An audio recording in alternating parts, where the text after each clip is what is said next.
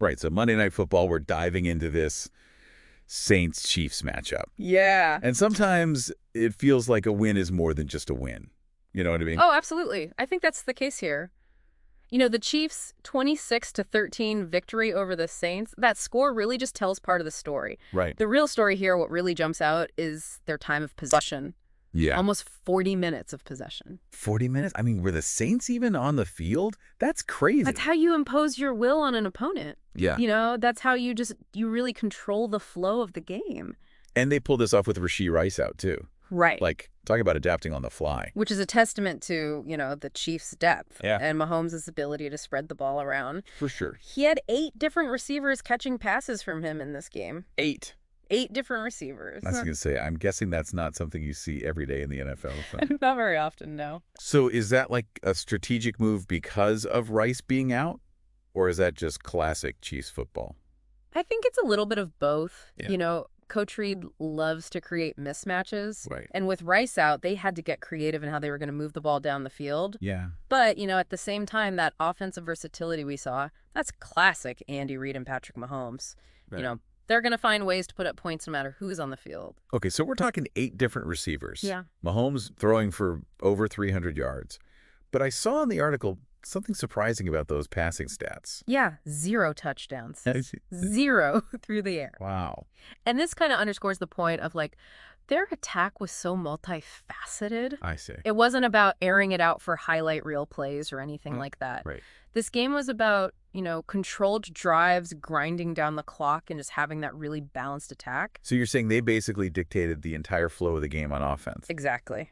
And, another interesting point, within that offensive masterclass, we saw Juju Smith-Schuster really step up. Oh, yeah. He had a good game. 130 receiving yards for him. 130. Somebody out there won their fantasy football matchup because of Juju. Oh, absolutely. Yeah. That's a trend to watch, right? Oh. Is he becoming Mahomes' new go-to guy? Right. It's a narrative we need to follow. Yeah, for sure. And speaking of fantasy football. Yeah. The Chiefs' backfield, man. That's where things get really interesting, especially this week. Oh, yeah. Absolutely. Yeah, it's been a bit of a puzzle lately, trying to figure out that Chiefs backfield. Right. Like in fantasy, who should I even start with these guys? And then Kareem Hunt Oh, man. explodes back onto the scene. Huge game. I bet some fantasy managers out there were doing backflips after that one. Yeah, absolutely. Hunt's performance was a statement. For sure. Like a reminder, don't forget about me. Right. This is the talent I bring to the table. Yeah. He looked like he was back in his prime out there, just a force. It's interesting, though, because this game really highlights the Chiefs' approach to that position this season. You mean how they haven't really had like that one workhorse back this year? Exactly. Right. It's been a committee approach. Right. Spreading carries around, keeping everyone fresh. Right. And against the Saints, we saw Hunt really, really thrive in that system. Yeah. And speaking of thriving, did you see that stat about his workload in this game? This wasn't just any other game for Kareem Hunt, statistically speaking. Yeah, this marked only the 8th time in his entire NFL career that he's had over 20 carries in a game. Wow. So, it wasn't just about giving him the rock a lot. It was about when and how those carries were happening. That was strategic volume. Exactly. The Chiefs were leaning on him, especially late in the game, to salt away that win. Right. And that's crucial for fantasy. Those high leverage touches are gold for fantasy managers. So fantasy football fans, listen up. What does this mean for Hunt going forward? What about Pacheco being out on IR?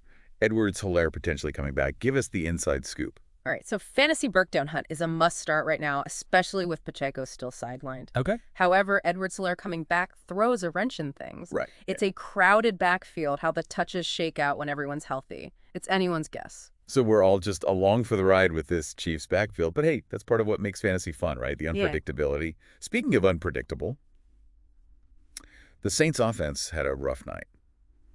To put it mildly. Losing 3 straight. That's tough for any team. Yeah.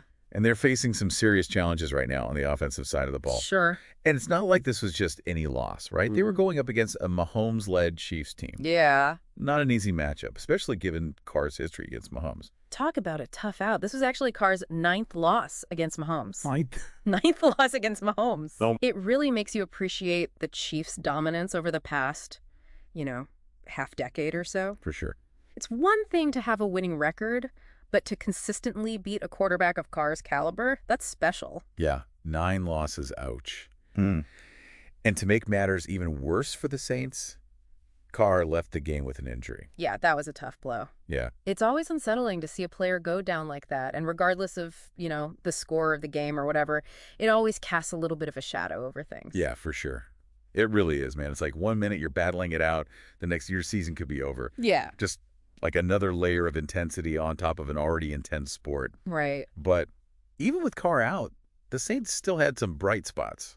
Oh, for sure. They weren't completely shut down. Yeah. Rashid Shaheed had a phenomenal game. Oh, yeah. Did you see that 43-yard touchdown catch? Yeah, he was moving. Weaving through defenders like they were standing still. That's the thing about football. Even when things are looking bleak, one play can change everything. It's about having those playmakers who can ignite the spark and get you back in the game. For sure. But beyond like those individual performances, I always find it fascinating to like really dig into the coaching decisions. Yeah. The chess match that's happening between those sidelines. Absolutely. What kind of strategic gems did you unearth from this game? Oh, man, you're speaking my language. Okay. So check this out. The Chiefs using 4 tight end formations. 4. 4 tight ends, that's practically unheard of in today's NFL, which is all about speed and spreading the field. I was going to say, it feels like a throwback to like a different era of football. Right. Why do you think Andy Reid went with that strategy? My guess is he saw an opportunity to exploit mismatches against the Saints defense. Okay. Plus, it's a great way to keep defenses guessing. Sure. One play, you're in a spread formation. The next, you've got 4 tight ends on the line. Right. It's classic. Andy Reid, always innovating, always adapting. Expect the unexpected, right? Yeah. Speaking of unexpected, how about that story about Jody Fortson? Yep. From the Chiefs practice squad to the Dolphins and back to the Chiefs. What a ride. Now he's making key plays on Monday Night Football. It's a testament to, the unpredictable nature of the NFL. Absolutely. 1 minute you're fighting for a roster spot, the next you're catching passes under the bright lights. Yeah. Gotta love those underdog stories. Ah. And, speaking of details, I was struck by something seemingly insignificant. The Saints wearing their white color rush uniforms. Oh, yeah. Is there any strategic advantage to that, or is it just for looks? Even those seemingly small choices can hold a hidden meaning. Okay. It might be about team unity, a psychological boost, or even just, trying to disrupt the opponent's visual cues. Interesting. It's all part of the game within the game. It's fascinating how much strategy goes into every aspect of football, even down to the uniforms. So as we wrap up our deep dive into this Monday Night Football matchup, what are the big takeaways? What should we remember beyond just the final score? I think this game was a masterclass in adaptability from the Chiefs. They overcame a key injury, showcased their offensive depth, and utilized really creative play calling to just control the flow of the entire game. Right. And on top of that, it marked the resurgence of Kareem Hunt, reminding everyone just how electrifying of a talent he is. Absolutely. And for the Saints, it wasn't their night, but they showed resilience. Yeah.